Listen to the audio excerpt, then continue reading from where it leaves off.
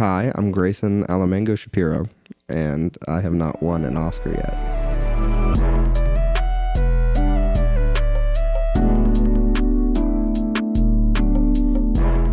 We start this off with hot takes. So what is your hot take? We try to keep it related to the industry, but it doesn't have to be. I can bring this back to the industry, and it's something that comes up a lot in my life. The industry standard for like food setups, catering, is to put forks and knives and utensils at the beginning of the food line, and that is fucked up. It's so bad. And as an AD and as someone who's PA'd, I'm very intentional about putting them at the end, and I'm very proud that I'm the one person who fucking does that. I was at a wedding last week. It was at the beginning. I almost threw a fit about it to my fiance. It's just like, you pick up the plate and then like, what do you do with that? Like, you either are holding it awkwardly as you pile food on, or you forget to pick it up and then have to circle back. It's stupid. No, I get, yeah. No one's talking about this. Thank you for giving me this platform. No, I love it. A lot of the past ones have been like kind of food, water bottle. There's been a lot of crafty. There's a lot of anger there. A lot of anger with crafty. Yeah. You got one? I don't have one. I was going to say, you're also like probably one of our first guests that like came ablazing with the topic. Yeah, you were ready. Yeah, I think about it a lot. And I think I thought about it yesterday at one point. Like, and it came up. Mine's kind of a downer, but I've been kind of thinking about it. I feel like people overvalue how, this is great for a film podcast, overvalue like how effective or like how influential movies and entertainment is. Like, period. As far as like the reach, like the messages that they give. You know, are very protective and reactive about somebody doing like a political statement of some kind, and people are like, that because there's this implied trickle effect that it'll affect the culture or like teach people the wrong things. But I think, yes, it does have a meaningful impact, but I think it's like 10%. The 90% that really matters is like how we're raised and real politics and actual conversations you're having with people about the movies, perhaps. But like, I don't think it's kind of along the lines of like, video games make people violent. No, they don't. It's just, if you're one video game away from becoming violent, then you were already a violent person. Where did that come from? I think that comes from other things that are not media related. So I think people pretend like it's 50% or 80% when it's really much smaller. I feel like that's a symptom of like people trying to assign reason to people they don't think they understand, kind of thing. Like, how are their views? Yeah. That fucking crazy to me, or how are they this different from me that I don't think makes sense? Oh, it has to be, you're making this thing that's going to influence them that way, or whatever. Yeah, which, we're all working in film, so it's all less meaningful. And I wonder because it is something that has brought me into film, but I think very much the same thing of like, how much am I actually saying? But a lot of the reasons why I got into film was because I felt like I wanted to share a message, and like I want to have a good message that I can come across to somebody. But how much from a film based on just a conversation or anything else, how much is a film that I make actually affecting a conversation taking place or someone to change their mind about something? Maybe not that much. Yeah, I think, the people that already agree with you are going to be inspired by it, but they already agree with you. And then there's like 10% of people that were maybe kind of turn into a different direction. But yeah, I don't know. 10% is still a lot. Yeah. But that's my hot take. Yeah. I guess a little bit going off of that, and then a little bit off of the one we did with the last episode with we talked about attachment to an artist. If the artist has attachment to the art they do, like J.K. Rowling has attachment to Harry Potter. We after that, the roommates of this household had like a huge discussion and like almost like heated as well with like it just the argument just kept on going. But one thing that I thought was interesting of, I used to think like kind of put your money where your mouth is kind of thing of like, I need to make sure that my money is going towards the things that I agree upon, of like putting an example with Harry Potter of like, if I don't agree with J.K. Rowling, I shouldn't buy a Harry Potter book. But something that Yannick brought up was, well, it's like you're going to Walmart or you're going to like, there's so many things that we do every day that no ethical consumption under capitalism. Exactly. So you're just picking like, oh, I'm not going to buy Harry Potter books anymore, but you're just picking that just to make yourself feel good, based on this money where your mouth is thing. So I honestly think it made me think more and more about that recently, last few days. I'm like, maybe that doesn't matter anyways. Like I'm still I need to shop at Walmart sometimes because sometimes I need cheap groceries. So I don't know. That's what I'm saying. I don't know. We're going down. We're going down. We're going rough territory here already. I'm trying to think of, I just like, this is not a strong feeling. I just don't think I like reboots. I just think, why can't we just come up with something else? I firmly believe that like, not firmly believe, but I definitely think that like to some extent we've run out of originality, and I understand that, but I think you can come up with original things based off other things that have happened, and therefore I guess they become original in some way.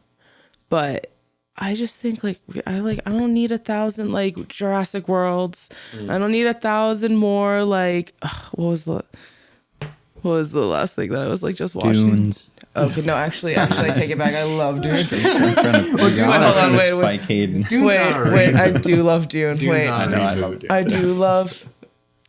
I don't know. I'm like, who's greenlighting this? It's like, this can't be like. I just, at a certain point, I'm just like, this got to stop.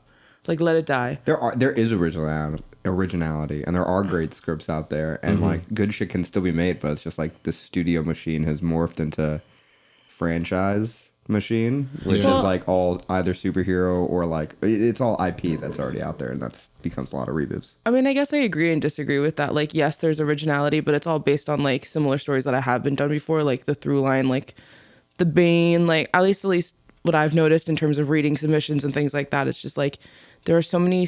Yes, they're all. I guess you can call them original, but like the main, I guess, thesis or the main like tropes that go through these stories, it's just like, yes, you've heard them before, it's just picking and choosing how do you intertwine these things to make it an original story. So I guess it's less about that. I think it's just I'm just bitter. Like, I don't want to see another like again Jurassic World, or like I'm literally had one other one that was just at the tip of my tongue, but I just cannot recall. But I do love Dune. I think it's like the risk factor of like there's so much money being put into films nowadays where, or if I'm thinking of like that 90s show, like did we really, or like whatever that show is, like did we need that? Like no, like the Saved by the Bell reboot. was it Pretty Little Liars? Yeah. 'Cause I'm slightly. I didn't even watch the last Pretty Little Liars, but I'm offended that they just decided. Do you all know about this? Yeah, Where it's yeah. like it's now just a horror, like it's an adaptation. Yeah. It's still the same thing, but it's horror now. That's Right. kind of sick, honestly. But It gave someone I know a job when a friend of mine Okay, was an like, actress on it. I love that, but like, Good hot take. Yeah. We disagree. It's good. but it's just like, oh my god, the franchise of the like is not even cold yet. Like let it breathe for maybe like Just 2 seconds, yeah. and then come back with it, because essentially, like in terms of the long-term development to get to this point, they probably had to start maybe like a year or two after it ended. But I think it's the money factor of like that's why a lot of the non-adaptations, what someone could call original ideas, are lower budget films, because it's like lower risk from the lower amount of money being put in. Or it's just like the pattern now is like somebody does, a company or, makes a successful thing, and then they're like, oh, this is the thing that made that successful. Let's do that 100 times. So like, oh, the Marvel had a big movie. Now that's all we're doing. Oh, Netflix did a really good job at what they're doing. Okay, now we're all doing that. Yeah. And it's like... It's like the Saw franchise is like another one I think they're trying to do stuff with, and I'm like, oh my god. What I do think, and I was going to make the argument of using reboots to reboot dead franchises, because I think of okay, and this is where I was going to bring up with Disney of I love Treasure Planet, the 2D animation. I also love Cinderella, but the difference between those two 2D animation films was Cinderella was actually a really phenomenal 2D animated film. And so when I watched it as a live action, all I was thinking of was I want to watch the 2D film because I love that so much. With Treasure Planet, it's like they made some good choices, they made some bad choices, but now like you have this IP that you can make again and try another crack at it at a new age. And here's a dead franchise that you can adapt into something that might be better than it actually was. You can never adapt Cinderella because you did it good the first time. It's such a bummer because like I was so excited. Like a good live action Avatar: The Last Airbender it's possible. Yes, and now we fucked it up twice. There's no way it's ever gonna happen. Never gonna happen and again. it's such a bummer. It's not that it sucked. It's that it can't happen again. I just don't understand. I guess it's like for that, did the original like people that were behind the anime show like have any creative? They were, and then they parted over creative differences, and that's what I'm saying. It's like why? Okay, it's like That's what we knew clearly was going it was downhill. like what is the good one? Like We were really excited when we found out that Brian and the other one were involved. it's like why are people just deciding to give this property to someone else? Like clearly it was just like a fan not actually coming up with the idea, and then we're like, actually, you know what? In this breakup, we're not gonna go with the people that have a success rate. They made all the wrong decisions. They made so many wrong decisions. I just don't understand. Yeah, hot takes. All right, shall we get into it here? We're already on a roll. We're intro now. We have started the intro. Starting the intro. And you know something we've never done for the intro, which we'll probably never do again, is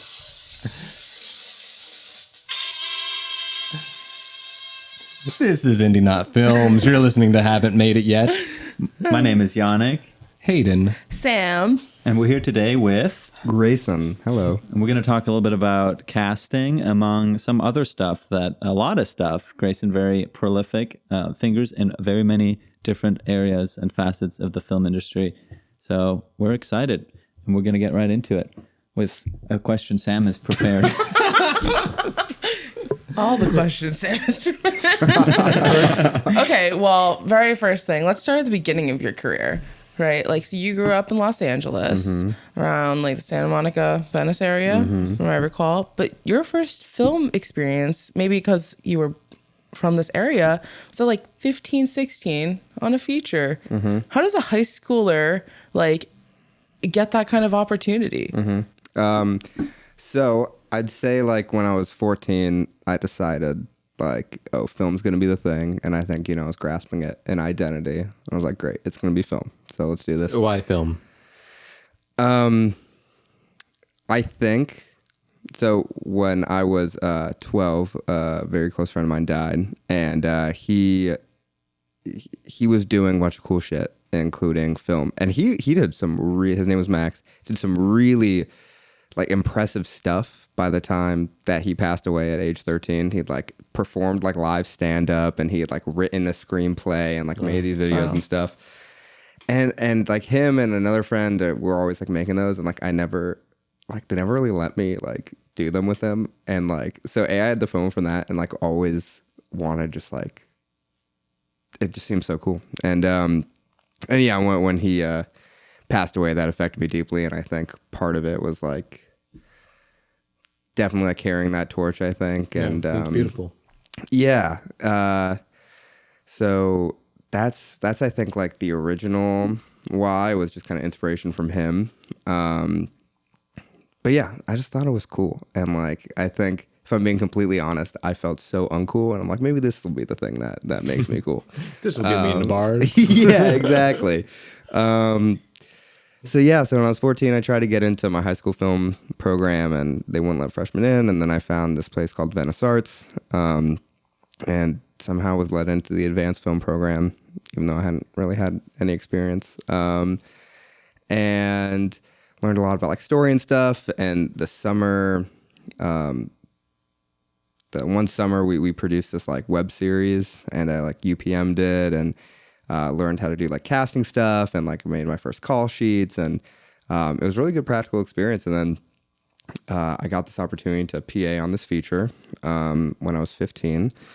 It was at this really small rinky-dink, like one soundstage studio that was kind of falling apart called Movie Tech Studios, run by this guy Ewing Lucky Brown, who's was 100 years old or some shit. Not literally, With a definitely in name his like that. 90s. Yeah, I was gonna Well, say. he was A real gaffer. yeah. So he Sorry. he was a child star in the original Our Gang series, which is like old Hollywood, and I'm getting sidetracked. So I got to PA because my dad knew him. They were clients, and he was like, "Yeah, I can probably get him on this one small production." And so I was PAing for free at 15, and I think it was like $1.5 million budget feature. It was a faith-based film called Dead Man Rising, and they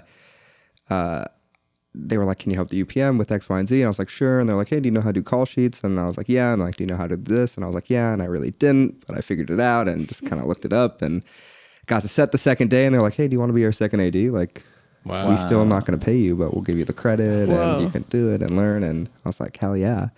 And that was really cool. One of the actors was Corbin Burnson, who I was a big fan of. He, because at the time, one of my favorite shows was Psych, and he was the dad on that show. Okay. And a quick story about him. One day, I was sent to go get. One day, he got locked out of his dressing room, and actually, he didn't get locked out. It's an old building, and he couldn't figure out how to open the door. We never had the heart to tell him that he didn't get locked out because he had a temper. But so we needed on the set as the second AD. It's my job to go wrangle the talent.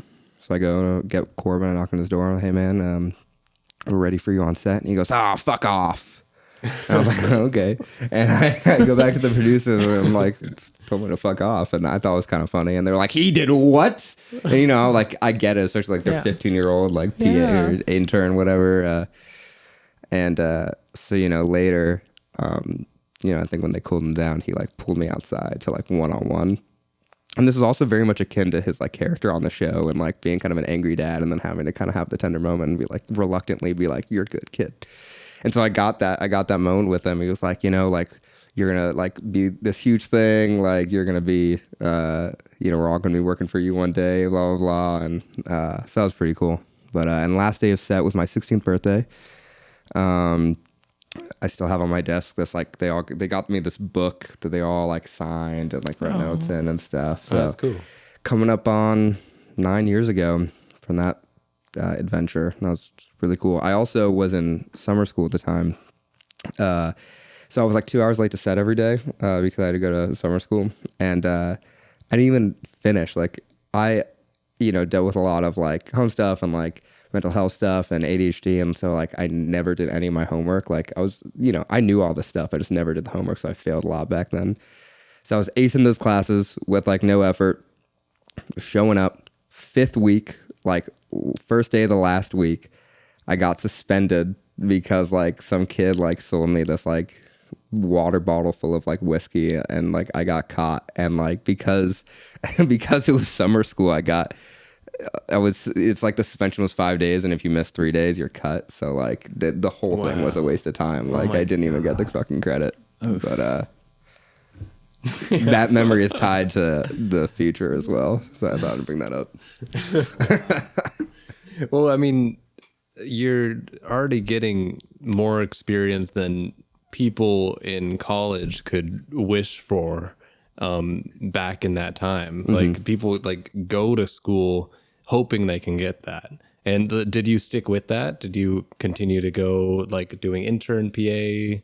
Not really. I mean, I like would have, but I don't really like find any other opportunity to. I mean, this was also indie, and that's mostly the space I've stuck in. Like the features I've worked on are, that $500,000 to $1.5 million feature, which I think I really like. I mean, I've had very little actual like big budget like studio set experience. I've like PA'd a couple like smaller productions, smaller studio productions, like just day playing, so really short. And like I've never really had a good time doing that. I mean, and the closer I get to higher, I see like how corporate it is and like how much like it's not the move. And like especially ADing, which I do love doing at an indie level, I'm like, that seems like a nightmare of a life at a studio level. And because they're dealing with like the big stress juggle of like, well, they need to get this done, and ultimately like they're serving the money and they're serving the studio, and like so at the end of the day, like the most important thing is to like get it done. I feel like too, you know, and it's not like the project. And like when I'm ADing, that's definitely the most important thing is the people and the thing that we're making, the art. You know, I have a fun time doing it. I really want to get to this like bit about the CBS casting thing that you ended up getting into pretty recently, and just I have a lot of casting questions in general because we haven't covered that. But kind of take us through the timeline of what took you there, just kind of a summary of the jobs and the trajectory of you getting to that point. Yeah, I was the film person in high school. I also did a lot of tech theater stuff, and like I don't know, I think I've just tried so many different things that I've poured my attention into. Like for a while, between like 17 and like 19, 20, and like really up until COVID, I was like the camera person. I mean, I like brought my camera everywhere. I shot everything. Like I won some photography awards, and most of my paid work was AC work and you know, really small short film like DPing and stuff. And I was not planning on going to film school because I didn't have like any financial support, and I didn't want to. It seemed pointless to sink myself into debt with the little like experience and knowledge I already had. And but then I found this like really unique place, and I ended up getting them to give me like nearly a full ride. Like they gave me a decent scholarship offer, and then like I went into the president's office. I was like, hey, if you guys want me, you know, I'm gonna need a little more money. And he was like, hey, you're a perfect candidate. Like, here's some more money. So I went to film school, and What school? it's not really anything anymore, I guess. That's another great story. I've heard about that. I can give you that real quick. Yeah. So it was a school that opened as Relativity School, and it was started by this production company called Relativity Media. They were huge. They've done a bunch of movies that you've seen and love and know. And I think that it was originally kind of built as like a pipeline into that studio, which is really cool. And it was ran out of Los Angeles Center Studios in downtown. A lot of stuff shoots. There's like a studio. And then right before they graduated their first class, the president, CEO, like got in this crazy scandal, like embezzlement, like crazy. Oh my God. I don't want to get too specific. I just know it was really like messed up and huge. And so that whole company exploded. The president of the school took it over, and it was called Studio School, and went under his like kind of enterprise banner. And I came in as the fifth class. And so, you know, kind of going in knowing that this is an experiment of a school already. And then during like, it was right before COVID, I think, or going into COVID is when it officially happened, but it's been described as a hostile takeover, that the accreditors came in and like took over the school. There's like this one is a very divided argument of like the president of the school was doing some shady stuff, and like I know he was definitely not super on the up and up, but you know, a lot of people were. Politics. Hushin College, Pennsylvania, this art school came in and like took it over, and we became Hushin College, Los Angeles, also known as, because they thought this would appease us because we were unhappy about the name change, Hushin College in Studio, Los Angeles. And then like the year after I know it's They're terrible. in studio, everybody. And It's then, really well on a crew neck. HCLA in studio. And then like a year later, that institution exploded, also due to like some weird circumstances and kind of stealing people's money or something. God. And Good thing that you got a free ride. I know, right? And then it died, and then now AMDA has picked them up, except we're not recognized as alumni anymore, so they don't want anything to do with us.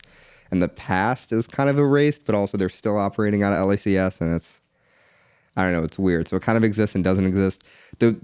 What was great about it is we had a great film program. I think like we were shooting shit all the time. You know, I worked on film sets at USC, at UCLA, at Chapman, at whatever the hell else, and like none of them ran as tight as ours. Like, and like a lot of people from our school, our really small school, like are like really doing the thing and are really talented. Like the Haley, alumni has like kind of grown. Yeah. So my theory is it's gonna be kind of this mythical kind of situation, you know, like very small cohort of folks to come out of there, but everyone's top notch. So great film program. Institutionally, it was a freaking shit show, nightmare place to go to. And like, I just found out my degree actually doesn't count.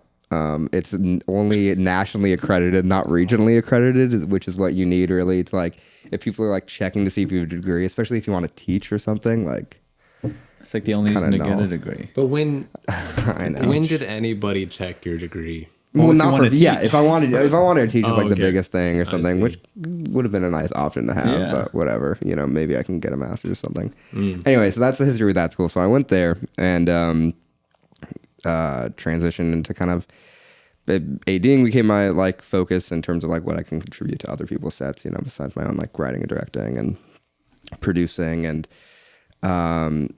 when I was at a really low point.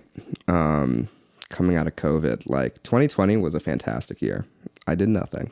I played like so many video games, like 10, 12 hours a day, like Animal Crossing, Mario, whatever.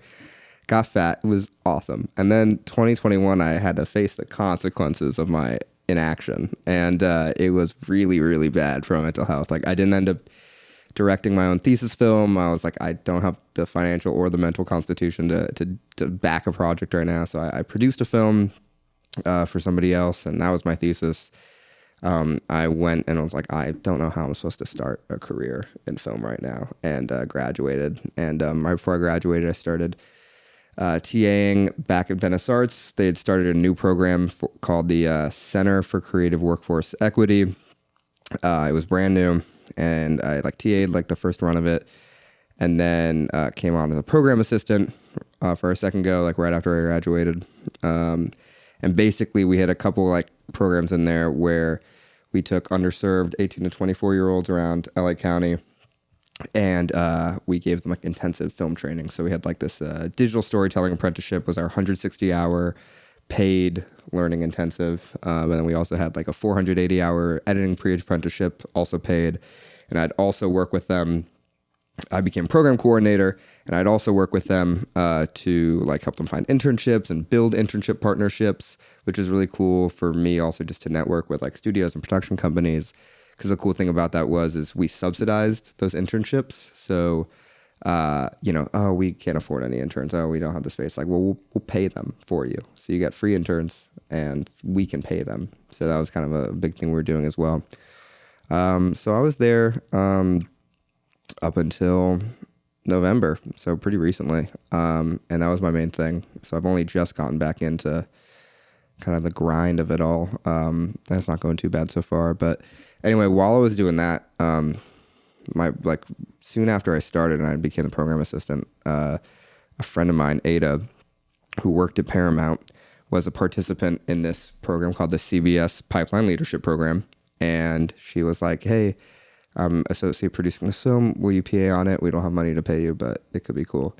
And, you know, in the politest way possible, was like, you know, absolutely not. That is not something I do anymore. I will not PA, and I will not PA for free, especially on this project. But I did see an opportunity to get some good experience for some of my students, and maybe I could finagle them to get paid for it through our program. So I did, and it worked. And so I got 5 of my students onto their set, which was a big win for me. You know, it was great to kind of facilitate that stuff, but starting my own relationships doing that and finding opportunities for them was, you know, definitely a goal and something I was proud and wanted to do. That's a beautiful piece of advice, of something that I was told by someone of never reject a job, always give it off to somebody that you know would do a good job, because that keeps you into the conversation. And yes, it may be a job that you don't want to do, but now they have somebody and then you're still in the loop. Yeah. So that was really cool, and they had a great experience doing that, and I got them paid. Yeah.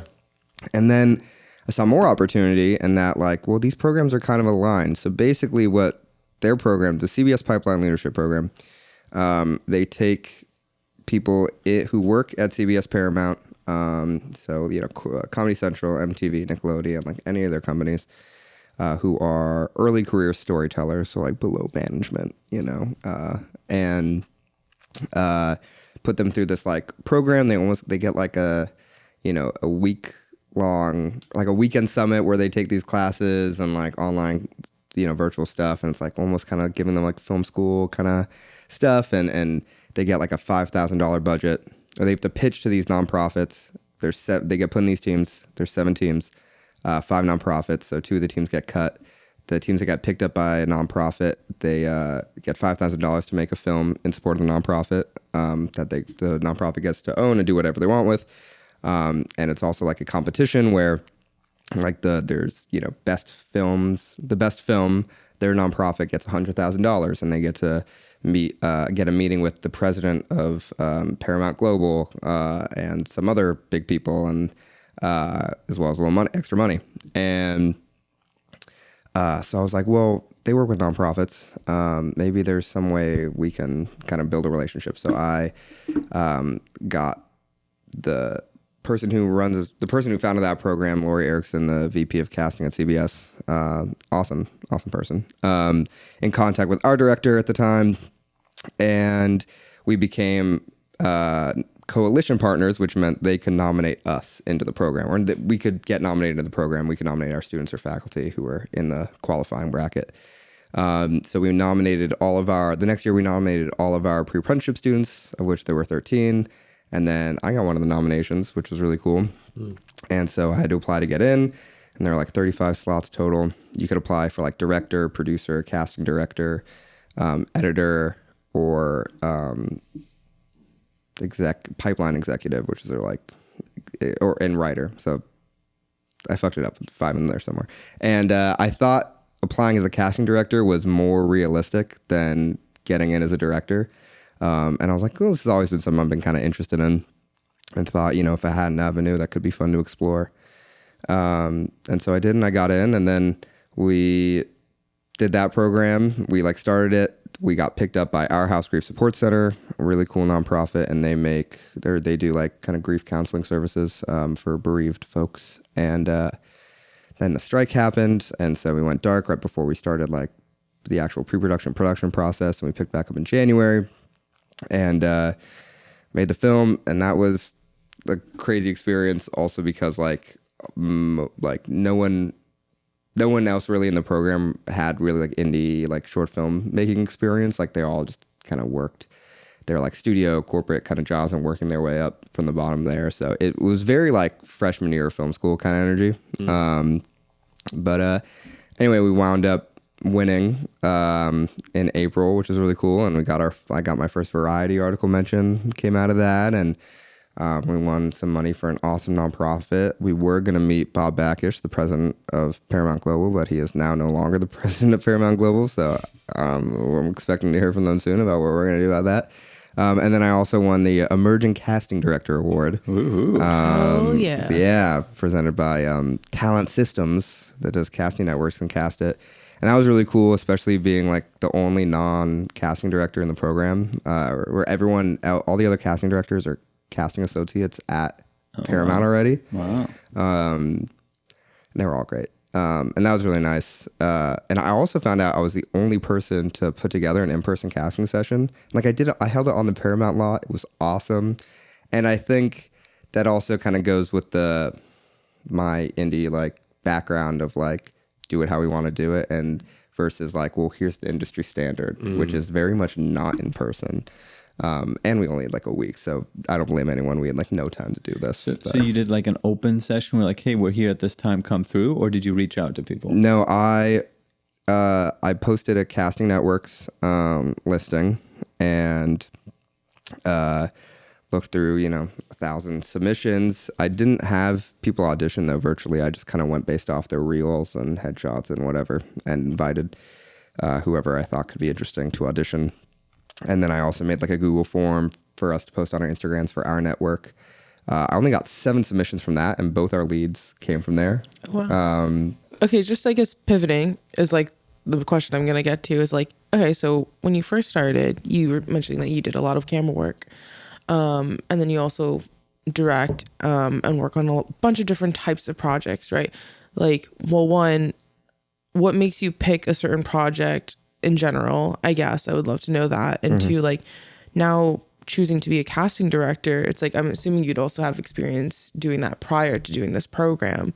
How do you, no, not at all. Well, I mean, never the credit. I put together some auditions in college as a producer, so it was like close enough, and I enjoyed doing that. But no. Okay, so I guess I'm curious because it's just like I feel like when you get into this industry to some extent, it's like you really try to find your niche, right? Like you're climbing the ladder about like the certain like job that you want, right? But I feel like you wear so many different hats. Did you ever feel that pressure, or like how have you navigated, I guess, all of that? Like I just feel what's the, I mean, I guess there is no path, right? But I'm curious. It's just such a wide range of different positions. Yeah. Yeah, like do you feel the pressure to need to choose, or are you just like, I'll do anything? No, I think no. Yeah, I'll do anything. I mean, I'll do anything I think I can deliver on.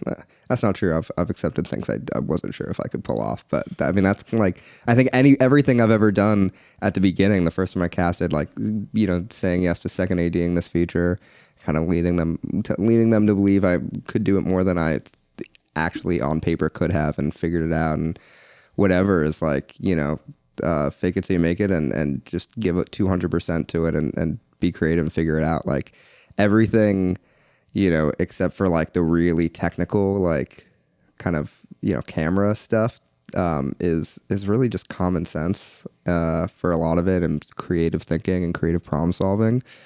It sounds like it's not entirely fake it till you make it, because it's like you're saying yes, and then you're probably doing a whole bunch of research making sure that yes is a yes, or you're just after I say yes. Yeah, exactly. yeah, trying to back it, without being forward about.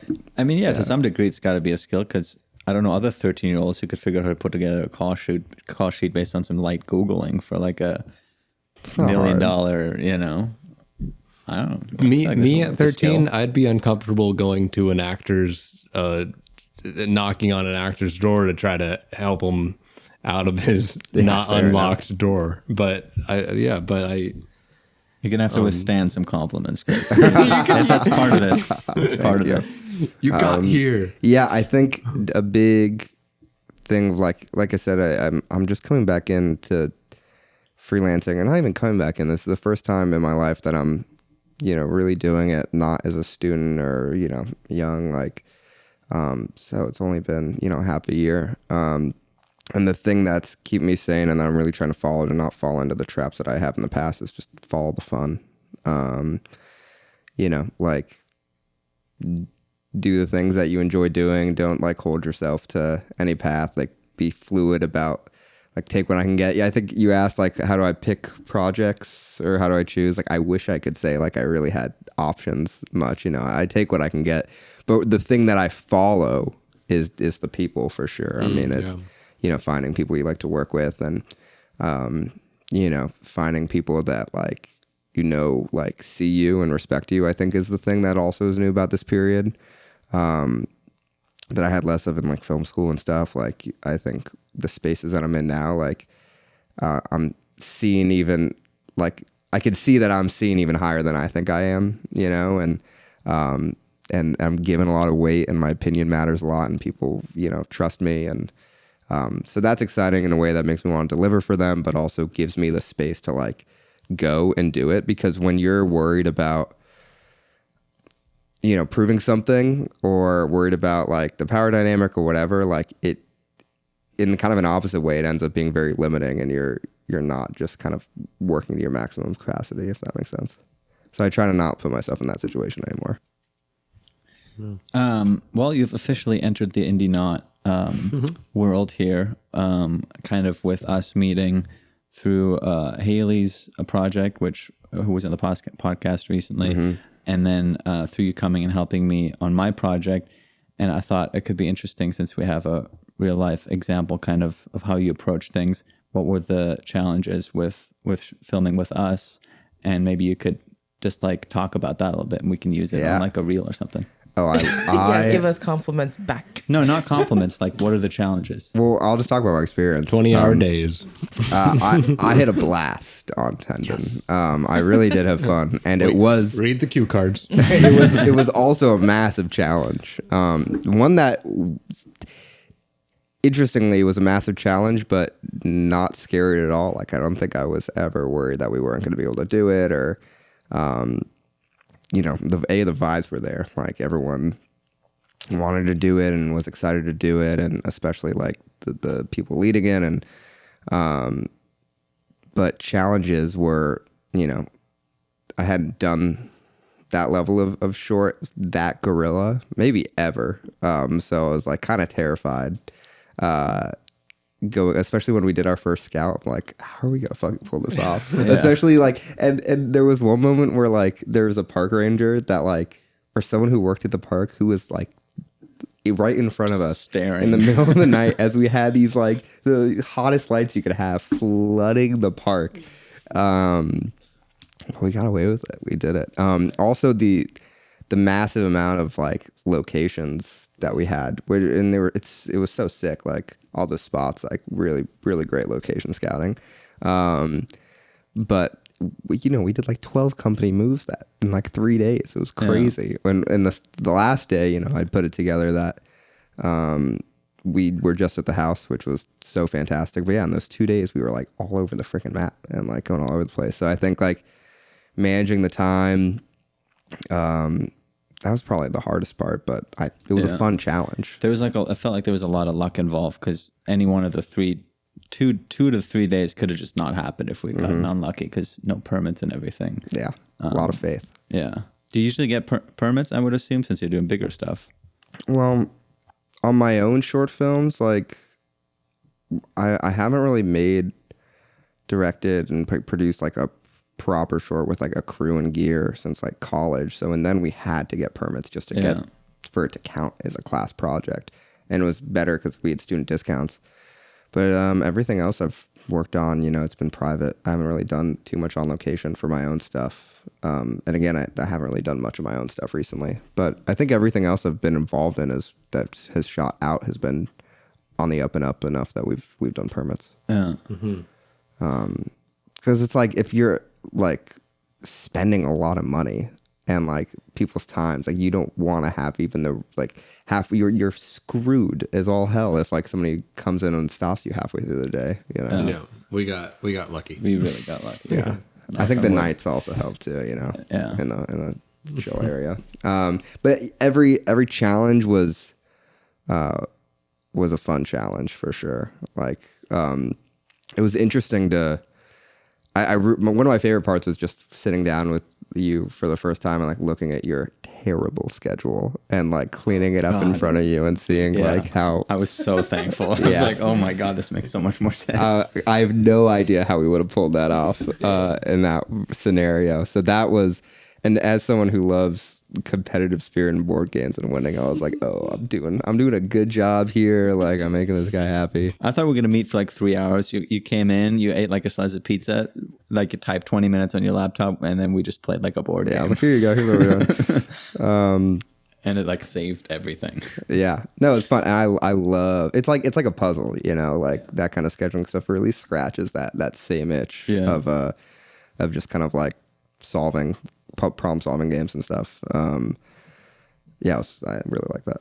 I like what you said at the end when I was kind of like, hey, what could we have done better, blah blah blah, and you're like, it felt like I could be the AD that I want to be, not the one that I need to be, which you were saying usually as an AD you kind of have to be a lot more of an asshole than anyone else on set, and you kind of have to be like, hey, it doesn't matter, we can't do another take, we gotta go to do the next thing. But you were able to be a little bit more flexible with it because we didn't like overbook any of the some days. And Yeah. That was interesting. Well, I to hear. really got to come in with the plan that, and when because sometimes I come in as an AD and they're like, here's what we're doing. And I'm just kind of like making sure they stick to their own plan. Like their plan doesn't like work. And like, but if I have a plan that I'm confident in, I can be a lot more relaxed. And, I forgot what I was gonna say, but one of my favorite moments on set, I remember like you were looking at me like thinking that we were not good on time or something, and you were stressed out, and I was like, I will. He's like, do we need to move on? Like, can I do more? I was like, I'll tell you if we need to move on. Like, yeah, like stop. Like, you're right here. You're here. And then you were like, oh, that feels really nice, actually. I was like, And then "Don't every worry, time I gotcha." got stressed, you would just do this from like a distance. Yeah. I'd be like, okay, got it. Yeah.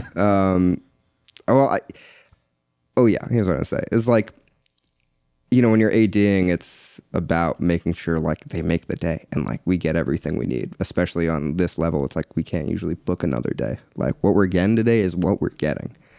So, like we don't have a movie if we don't get all of it, but like kind of what I was talking about, indie filmmaking versus studio is like I'm serving like the product, and I don't want to be the killer of the art making. And like, filmmaking, you should get a bunch of takes and you should be able to play on the day and figure it out. And like, I don't definitely hate having to be the person that comes and ruins that. So when I'm doing my prep work, I try to buy us as much time to play in the sandbox, because like that's just so much part of it. And we're not getting paid enough to not have fun doing it. And you're not going to have fun doing it if you're just stressing about making the day, No. Cool. So to speak, you're actively trying to follow the fun, Yes. even on set. Yeah. Oh yeah. On brand. yeah. All the time. That's all All the about it. time. What else? What else is there to do? It's true. Doing a lot of things. Is there something? Is AD the thing that you would wish you would be doing, or what? Like kind of. No, I don't think so. Yeah. I mean, I would love to if it was just like that. If ADing like on stuff like Tendon was a sustainable career, then yeah, I would. But like I get paid doing that, and like the stuff and I think like yeah, I don't think so. I mean, I love doing it at that level, but I don't think that's like a career for me. I think What would it be? You think?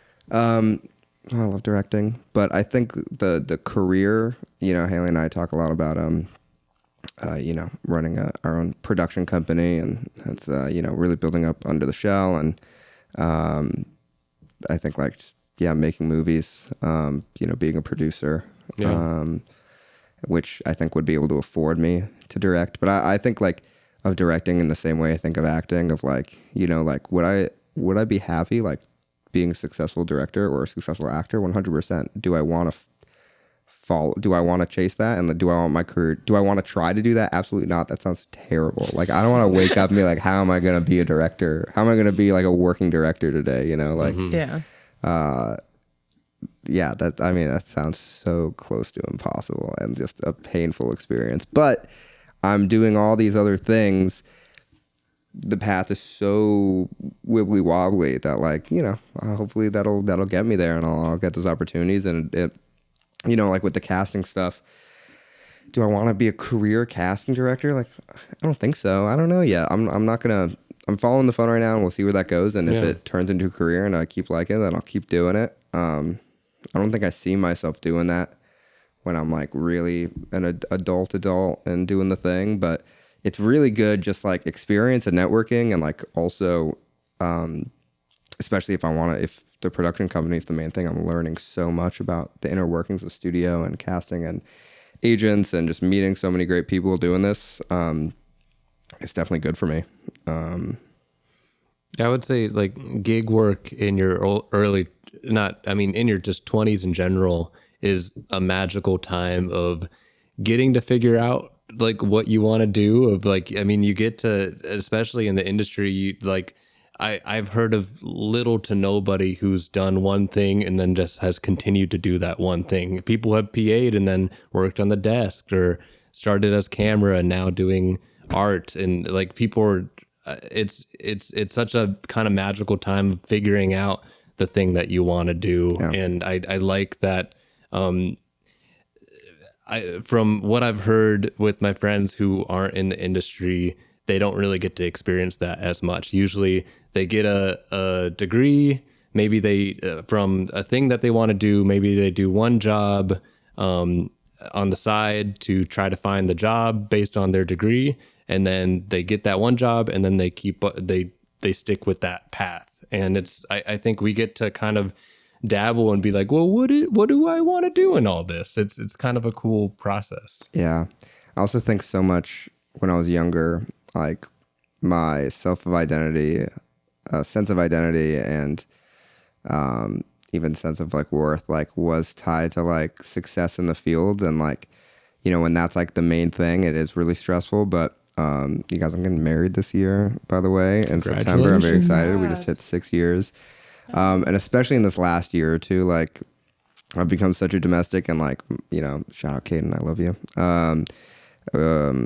Yeah, I think like having that, which is like very much the main thing that keeps me going now, like is taking the pressure off in a lot of other places in my life, you know, the ultimate security. So I'm very lucky to have that. It's like, you know, we hit year 6 earlier this year, and it's like every year it gets better. It's nuts. So that definitely helps me like going back into things this year, like not being too afraid, because I have like such a strong support system in them. Are you comfortable talking about relationship in terms of doing gig work? Sure. Yeah. Book. How has that been? Because like for me, I find it very difficult, even just going on dates and figuring that out. And so you have this solid relationship. Mm-hmm. How do you keep it solid with sometimes you're nonstop working for weeks on end? I started dating my now fiance before I even started college. They were with me through all 4 years of college. You know, they were with me when I got my driver's license and we got our first car together, and, you know, all the milestones you get between 18 and 25. So like, this is something we kind of had to work through early on, especially in college. I was like even more go than I am now. I mean, I was on set every weekend and had classes and we're working through, and they weren't in school.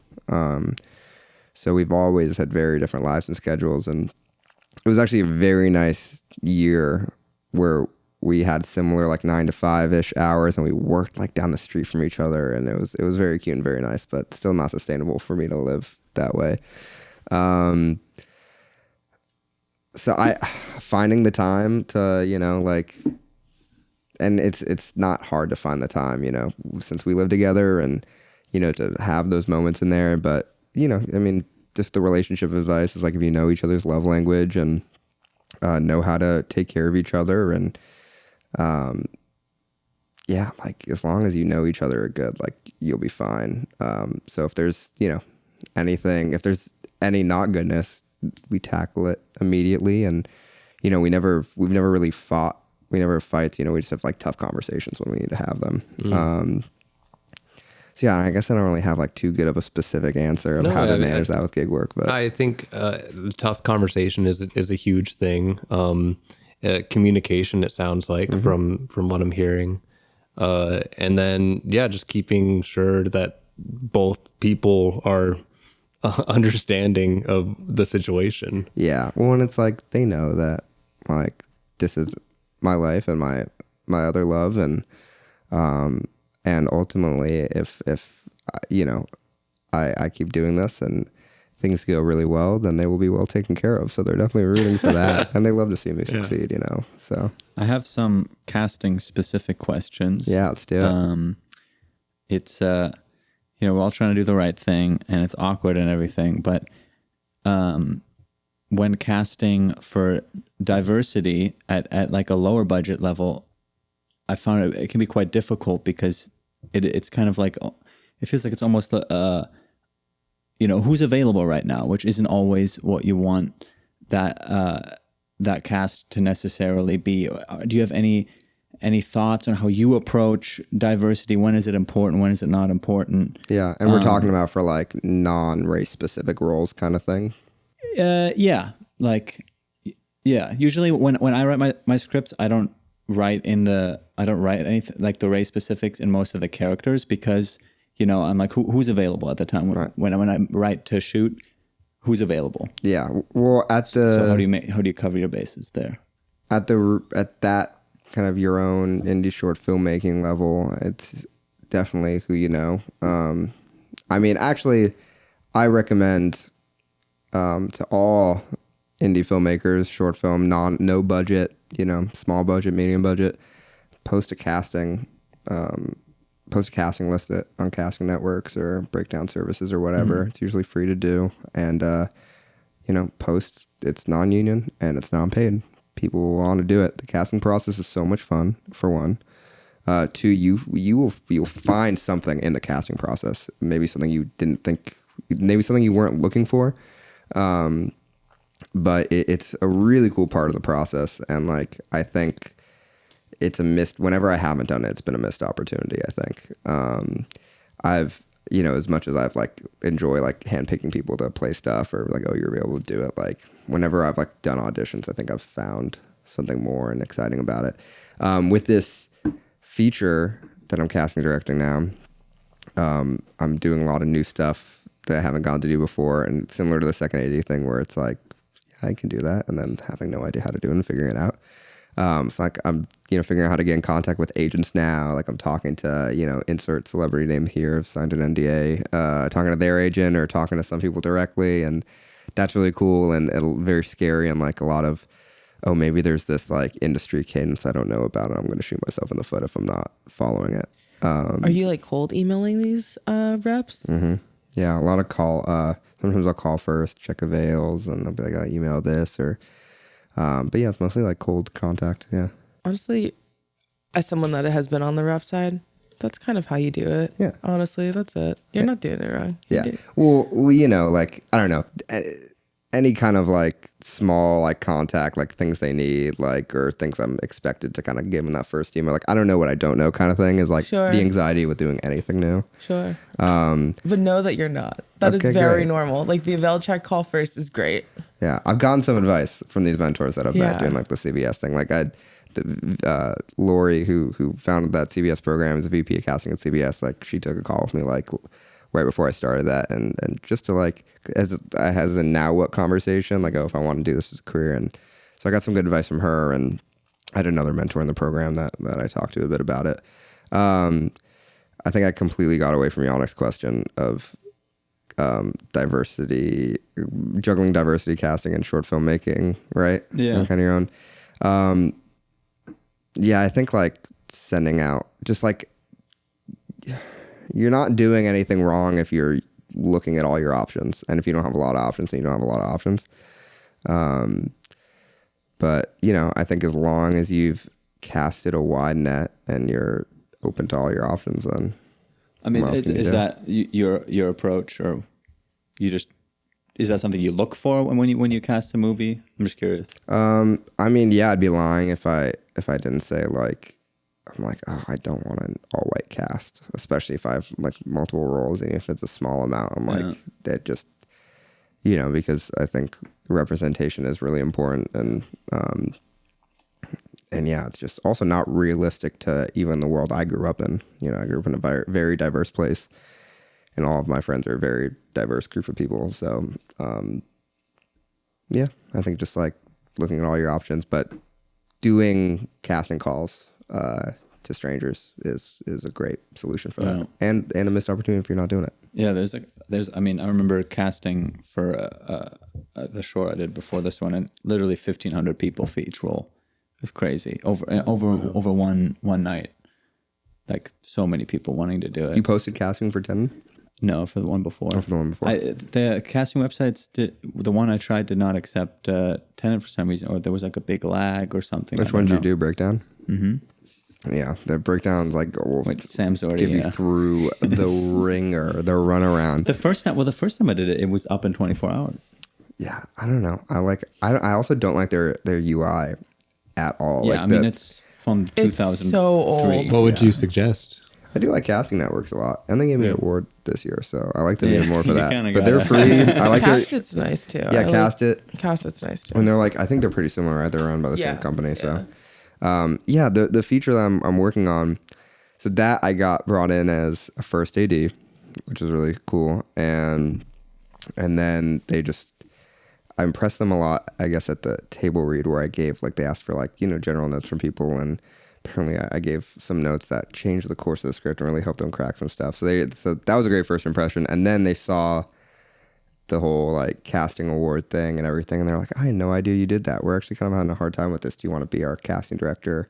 We can't pay you anymore, but we'll give you an associate producer credit. We'll give you 3% back end. And it's like, great, I'll use the credits now. So now I have a feature casting credit already, which is sick. I know. But yeah, when I came in, they'd already started their process and we were using breakdowns, and like it was nasty. So I started completely from scratch on casting networks.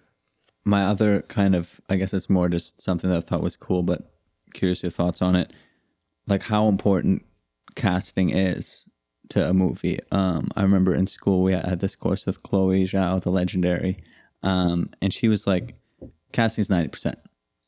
It's not a direct quote. But she was like, casting is like most of it. If you cast the right person, the rest of it, not that important, because the closer you can get it to the actual person, they don't have to do as much acting. That was kind of her approach because she's very low budget from her origins. And, she works with a lot of non-actors too, where if they're a cowboy, then they're a cowboy and they don't even have to, say the lines right. And then her approach wasn't even really giving them lines. It was just like beats, and then be yourself. Yeah. But, in a Hollywood world where there's 9 Chris Pines or equivalents out there, how important do you think it is? Is it a huge part like Chloe, or do you think there's... Yeah, I think it's a huge part. There's a reason, and I heard this specifically from somebody, but there's a reason that they're called casting directors. Like it was, especially like early on, like it was viewed as such a pivotal thing. They got a director credit. I mean, insert movie here, like, why did they cast this person is a huge part of it. Or like, oh, this person's like raw, so he makes it. Like I think of like my favorite movie, like The Big Lebowski. And like, I mean, oh my God, that movie is good for so many reasons, but you put the wrong person in that dude robe and like, what the hell do you got? Well, it's in anybody of like Walter, all the characters just you can't see anybody else. Yeah. Yeah. Incredible casting. I think on the creative end, yes. On the on set end of like, is this person like someone I want to work with? That's a big factor. And on the producing end of like who's good for this project, on just like who's gonna get people to watch this. So it's really important on so many levels. And so there's a line where you're like, hey, this person is absolutely perfect, but they're gonna be such a nightmare that we just can't have them on this project. That's definitely conversations we have too, where like this could be cool, and then we'll like do research on them, or somebody's like, oh well, a good friend of mine like worked with them on this and said this and that, so I'm gonna have to put a red light on that. So that's definitely a big part of it. And even for a small indie production like us, it's like, I mean, ultimately the film's the most important thing, so like we're not gonna sacrifice the filmmaking to like deal with some asshole who's a face. There was this one guy for an extra for Tenet that my friend sent my way. He was like, my friend was like, this guy, like, he lived in the tunnels in New York, and he was like the real deal of what I wanted the character, this extra, to be. But I ended up reaching out to him, and he was, so I could tell from the barrage of texts I got that this guy was just like, he was really the guy that you wanted. He was really the guy, which is not what you want on set. Yeah, no. It would it would have been a big roll of the dice. The text was great though. The text the text did not answer. Yannick had one question. It was a yes Could or you no. come at this one time? This is the pay. He gave him an essay long. This other guy replied to Yannick with an essay long thing about his whole life story. We're not saying yes and metaphors, no at the end. analogies, and So great. no clear answer if he was actually available. But based on that, I was like, I'm gonna have to let this go. Oh yeah, dude. Hell yeah. Well, I Creative said, differences. yeah. Well, and there's some really good casting though, especially like some older movies where they kind of get like non-actors to do these roles, and like you know, it's people who have a decent enough head on their shoulders where they know how to act, like not how to do acting, but just know how to be like a person and be in a set environment and aren't too scared. Like, I mean, you casted a non-actor in Tendon, and I was gonna bring that up. yeah, and I mean, I guess tell us like what you weighed similar things. Yeah, I mean with Peace and Love, the audition tape was not good, but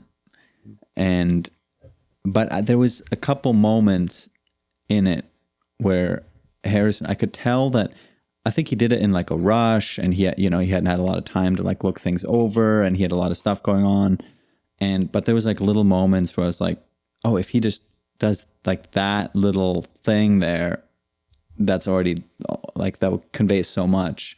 And then when I talked to him, I was amazed at what a like deep understanding he had of like the material that I'd sent him, and then just him as a person is just like, you know, he had all the qualities that I was looking for in the character as well. So I kind of remembering that thing that Chloe said was like, if you just get somebody who's very close to the actual character you want, then you'll just need to get them to say, you don't even have to get them to say your line, just have them say that close enough to where you want them to go, and then the thing will take care of itself. And luckily, not only was Harrison very close to, the character in a lot of ways, but he also wasn't very professional on set. He's incredibly professional. He would always be exactly where he needed to be, Mark 1, Mark 2, whatever, without us even asking. We had this like sweat spray bottle. He would spray himself down in between takes. We were like, where's the sweat bottle? Oh, there it is. In Harrison's hand, already being used by him, you know. He was on it when he needed to be. You know, there was no like, not even like a take where I was like, oh, Harrison is, be distracted right now. He's that laser focus where he's either, I think, all the way in or all the way out. And so we got very lucky with him. Though, like that is, audition tapes is just such a different art than acting, in my opinion. That's why like I also was totally fine when I was completely running it for the CBS one. Like, I'm not even gonna have people send the self tapes. Like, I'll get enough from the reel. I'll get more from the reel, honestly. Then like, because honestly, sometimes watching a self tape will like just ruin it for me when when it doesn't completely, and I'll be like, oh, that self tape sucks, but let me invite them in because they're like really close to the character, and they might blow it out of the water in the audition room, like, self taping. It has to suck to do. I've never done it, but it can't be fun. And then weirdly enough, Lauren, the kind of opposing character to Harrison, the self-tape was incredible. And I was like, just do that. No notes. And then that's exactly what I want. And then on the day, they just did exactly that. Like, there was almost no notes. Great. And so it was kind of the opposite of Harrison in a weird way. So I guess it happens sometimes the other way too. They seem like a pro. Yeah. I don't know. Like, Yannick Tomer, our DP, who I think has been on the pod, right? And we definitely mind melded. I feel like there was some, even in our chats afterwards, there was almost like some post lust DMing in there. Like, we'd all just, you didn't feel it? I could feel it coming up because he was all excited. I'm just talking about between the three of us as well. Yeah, especially from Tomer. There's some energy flowing. I know. No, it was good. It was really fun. All right, so you're a man of all trades. This industry, it sounds like a true Renaissance person. I guess 10 years from now, where do you think you see yourself? Still playing this Renaissance of different roles, or would you like to go down a certain path, you think? Or who's to say? What do you think? Who's to say? I feel like, I want to say, like, I'm probably closer to, like, more of a thing, and not all over the place, or maybe like, I'm really doing some producery stuff, but I have no idea, because I'm always surprised at where I end up, and it's never where I expected to be, or where I was afraid I might be, or where I was hoping I might be. So I have no idea. Open book. Exciting. Married. Yeah, true. There you go. All right. Well, with your, almost 10-year anniversary from your first film set coming up in mind, something you would have liked to hear 10 years ago from your 15-year-old self, what do you think you might want to hear in 10 years? And this is your time to record that message. We'll play it back for you. I'm proud of you. You're doing it. You've made some big strides recently, and you've got a good frame of mind that was not easy to get to. So just keep following the fun, and hopefully by now you've started riding again. If you haven't, there's definitely no hope for that to come back. We tried so many times. I love this camaraderie you have with like we tried. Thank you so much, Grayson, for being on and sharing your wisdom and your fun. You're following the fun. I love that. Yeah, it's big. I think might have been something an improv teacher told me or something. Improv has helped a lot with mental health, and also just like being good at things and like having fun doing things, and I don't know, creative problem solving and shit. Do improv. That's another pro tip for everybody. There you go. Well, you just wrapped in Tendon. I know we were discussing like down the line. What's the near future looking like for you? Working on any projects that you want to talk about? What is imminent? Sure. Well, so many of my things are kind of at like a 90% that like I don't want to say anything too for sure.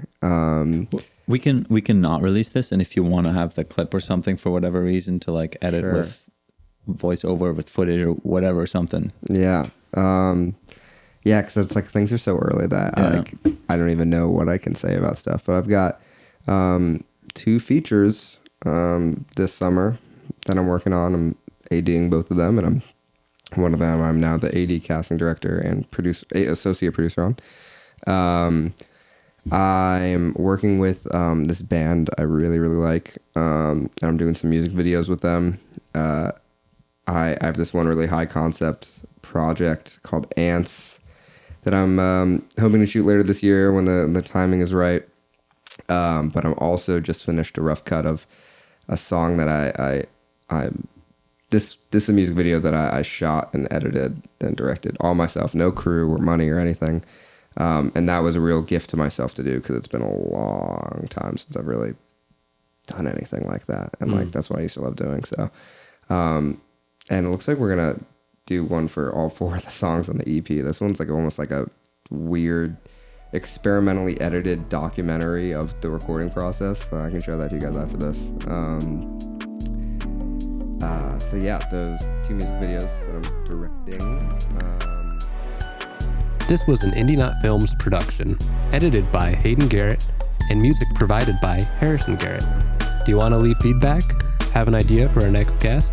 Email us, indieknotfilms@gmail.com. Support us by leaving a review and rating us on anywhere you listen to podcasts.